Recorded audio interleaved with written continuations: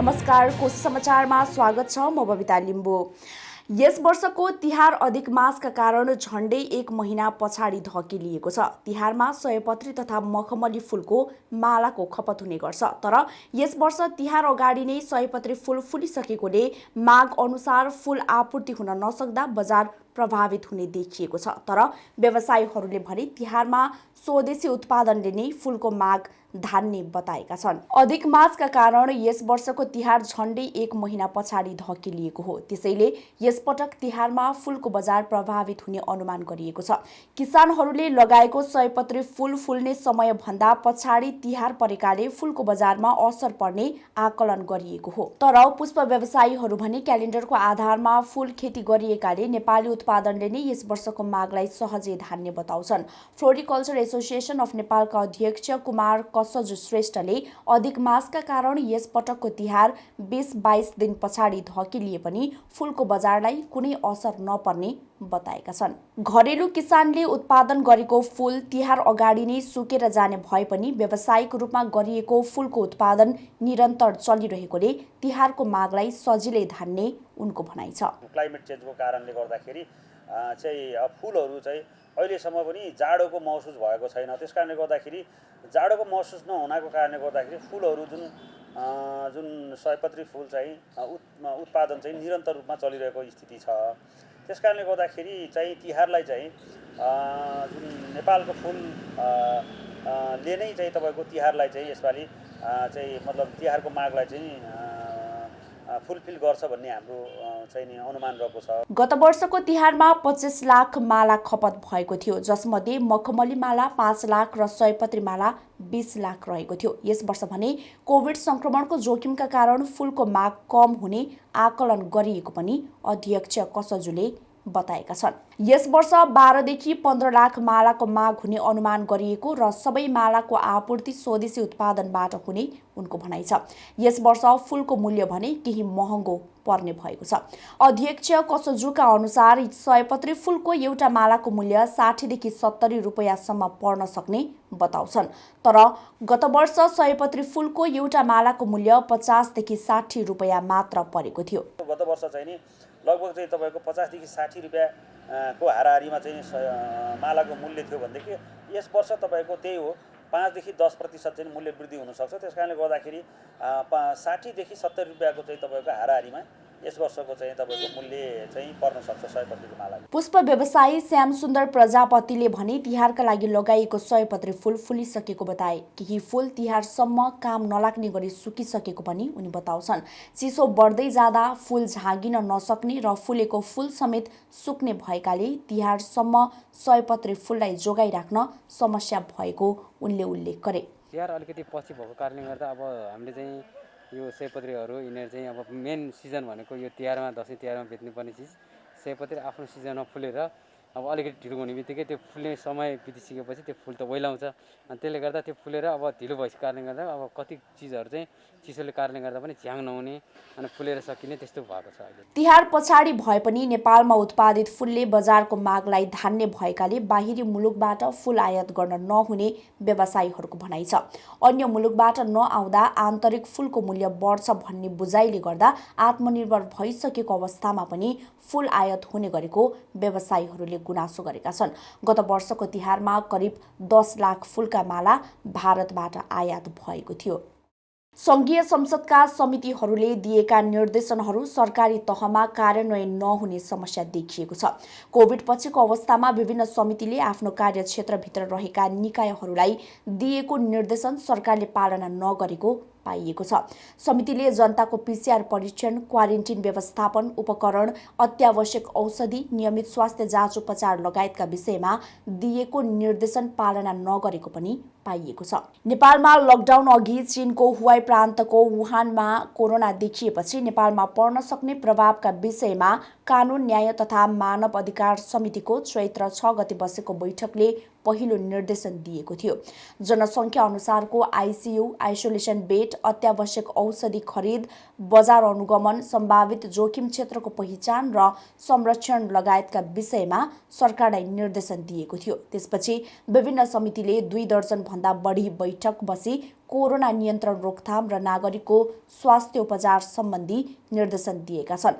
पछिल्लो निर्देशन 2077 असोज 18 गते अन्तर्राष्ट्रिय सम्बन्ध समितिले कोरोनाको कारण पर्यटन क्षेत्रमा परेको असरका बारेमा अध्ययन विश्लेषण गर्दै हवाई सेवा र होटल व्यवसाय सञ्चालन कसरी गर्न सकिन्छ भनेर सरकारसँग राय मागेको छ। यसबीचमा महिला तथा सामाजिक समिति, शिक्षा तथा स्वास्थ्य समिति, राज्यका निर्देशक सिद्धान्त, नीति र दायित्वको कार्यान्वयन अनुगमन तथा मूल्याङ्कन समिति, राज्य व्यवस्था समिति, विधायन तथा व्यवस्थापन समिति, प्रत्यायोजित व्यवस्थापन तथा सरकारी आश्वासन समिति, अन्तर्राष्ट्रिय सम्बन्ध समितिले आफ्नो क्षेत्र अधिकारभित्र रहेका मन्त्रालय विभागलाई निर्देशन दिएको थियो।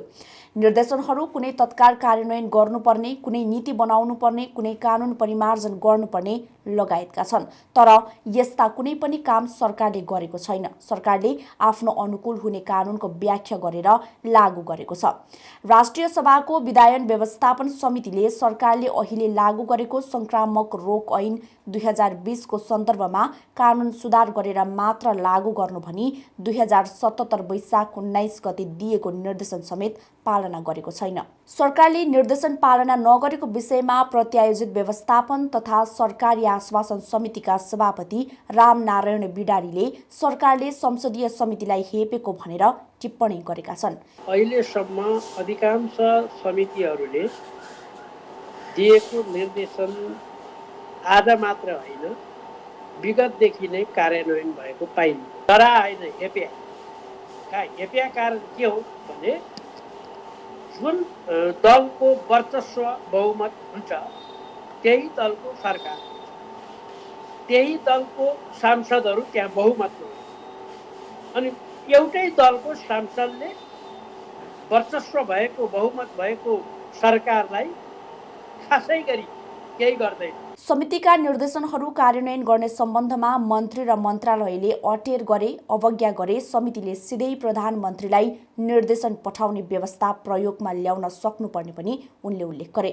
यस्तै लामो समय संसद सेवामा काम गरेका पूर्व सचिव मुकुन्द शर्माले पनि समितिहरूको प्रभावकारिता र सरकारलाई समितिप्रति जवाफदेही बनाउन प्रधानमन्त्रीलाई निर्देशन पठाउने वा समितिमै बोलाएर निर्देशन दिन सकिने व्यवस्था नियमावलीमा भएको बताएका छन्। प्रधानमन्त्रीलाई चाहिँ सम्बन्धित समितिले मान्य मन्त्रीज्यूहरूको क्रियाकलाप, मान्य सम्बन्धित मन्त्रालयको क्रियाकलाप यदि समितिलाई अटेर गरेको छ, समितिका निर्णयहरू कार्यान्वयनमा नलगिरहेको छ भने प्रतिवेदन होइन, लिखित रूपमा उहाँलाई जानकारी दिन पनि सकिन्छ। सम्मान्य प्रधानमन्त्रीज्यूलाई नै समितिमा बोलाएर त्यो विषयमा छलफल पनि गर्न सकिन्छ। समितिले दिने गरेका निर्देशनहरू एक आपसमा विरोध आभास हुने, कार्यक्षेत्रभन्दा बाहिर निर्देशन दिने गरेको कारण पनि सरकारलाई निर्णय कार्यान्वयनबाट पन्छिन सजिलो हुने गरेको छ।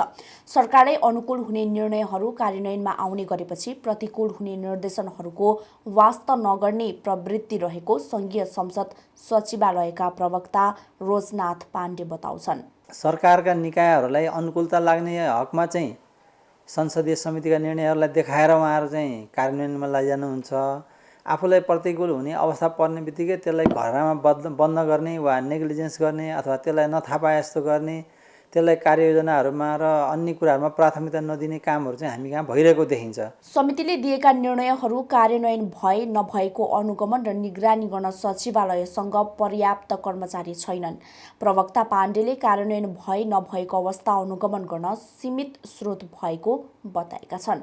कार्यान्वयन नभएको अवस्थामा पनि साङ्केतिक रूपमा भए पनि निर्देशन कार्यान्वयनको अवस्था माग्ने गरेको उनको भनाइ छ। समितिहरूले पनि आफ्नो कार्यक्षेत्रमा दिएका निर्देशन दिएपछि पालना भए नभएको विषयमा खासै चासो राख्ने गरेको भने पाइएको छैन।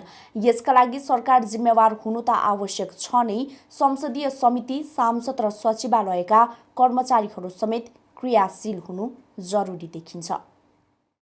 नेपालमा पछिल्लो 24 घण्टामा थप 3517 जना कोरोना संक्रमित थपिएका छन्। यससँगै नेपालमा कोरोना संक्रमितको संख्या 1,68,000 235 पुगेको छ।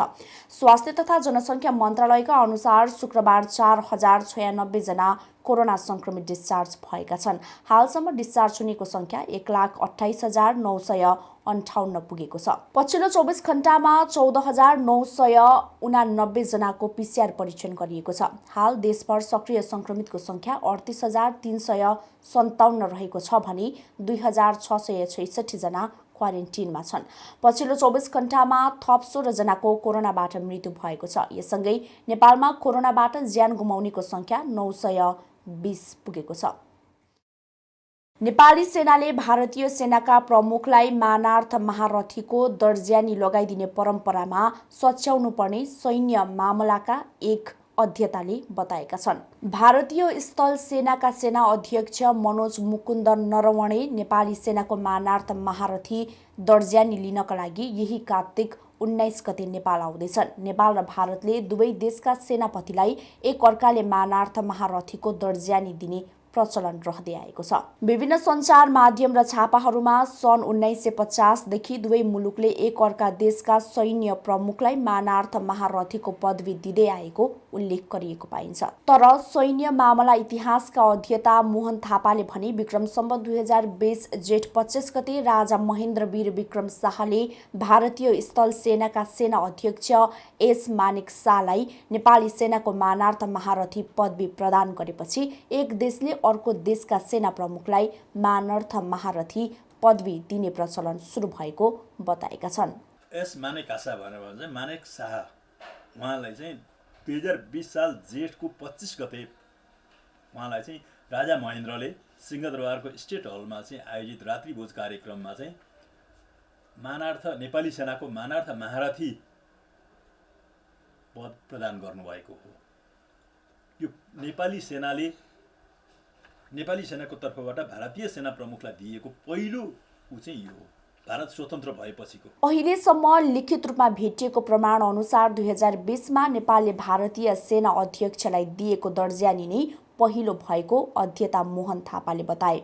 यस्तै 2027 देखि 2032 सम्म नेपाली सेनाको प्रधान सेनापति रहेका सिंहबहादुर बस्नेतलाई भारतले पहिलो पटक मानार्थ महारथीको पदवी दिएको लिखित प्रमाण रहेको पनि उल्लेख गरे। लिखित तथ्य पाउने चाहिँ 2020 मा भारतीय सेना प्रमुखलाई नेपाली सेनाको मानार्थ महारथी दिएको छ। नेपाली सेनाका प्रमुखले नेपाली सेनाका प्रधान सेनापतिले लिनुभएको चाहिँ 2027 देखि 32 सम्मको अवधिमा प्रधान सेनापति रहनुभएका सिंहबहादुर बस्नेतले पाउनुभएको हो।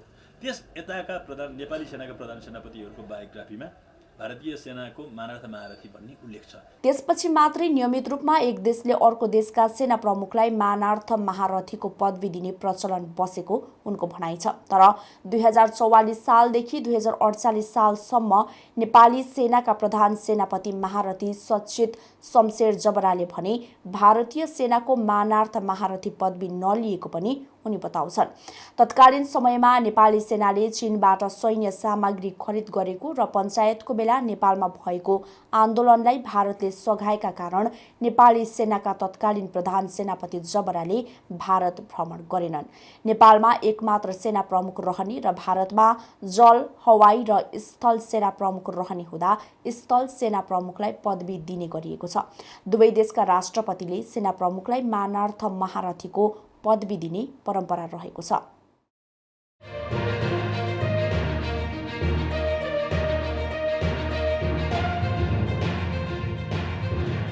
बङ्गलादेशसँगको मैत्रीपूर्ण खेलका लागि बोलाएका 34 खेलाडीमध्ये 5 खेलाडीमा कोरोना संक्रमण पुष्टि भएको छ। मैत्रीपूर्ण खेलका लागि अखिल नेपाल फुटबल संघले प्रारम्भिक चरणका लागि बोलाएका 5 खेलाडीमा कोरोना पुष्टि भएको एन्फाले जनाएको हो। तर खेलाडीको नाम भने सार्वजनिक गरिएको छैन। प्रशिक्षणको पहिलो दिन 4 जना खेलाडीमा कोरोना देखिएकोमा फेरि शुक्रबार थप 1 जना खेलाडीमा कोरोना पोजिटिभ देखिएको टोलीका व्यवस्थापक मधुसूदन उपाध्यायले जानकारी दिए। अहिले 5 जना आइसोलेसनमा रहेका छन्। मैत्रीपूर्ण खेलका लागि प्रशिक्षक बालगोपाल महर्जनले टोलीलाई अभ्यास गराइरहेका छन्। गत चैत्रमा सरकारले लकडाउनको घोषणा गरेसँगै खेलकुद क्षेत्र ठप्प भएको थियो, जसमा फुटबल पनि परेको थियो। दक्षिण एसियाली मुलुक बङ्गलादेशले 2 मैत्रीपूर्ण खेलका लागि नेपाललाई प्रस्ताव गरे पनि सरकारको अनुमति नपाएपछि एन्फाले कुनै निर्णय लिन सकेको थिएन। तर सरकारले दशैं लगत्तै प्रशिक्षणको अनुमति दिएसँगै एन्फाले बिहीबारबाट प्रशिक्षण आरम्भ गरेको हो। खेल कार्तिक 28 र मङ्सिर 2 गतेका लागि तय भएका छन्। हौस् त कोशी समाचार आजलाई यति नै। हेर्दै गर्नुहोला कोशी अनलाइन टिभी।